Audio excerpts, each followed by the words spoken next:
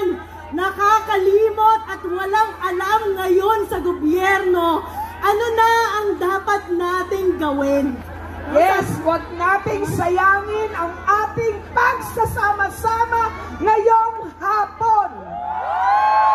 Sabi natin, ipakulong ang mga kurap. Ipakulong ang mga politikong kurap. Nila ako pa sa'yo, PhilHealth edukasyon, tunay na servisyo, hindi mga ayuda pang bililang mo.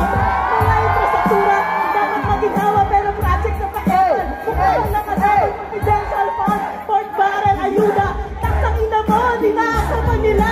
Mamamatay ka na sa pagkakasakit, kailangan sa politiko, ikaw ay kakapit. Taksang ina mo, bantayan mo, huwag hayaan gustahin ng mga politiko. Yang perang yan, pinaghirapan mo, susubo mo na lang, nila ako pa sa'yo.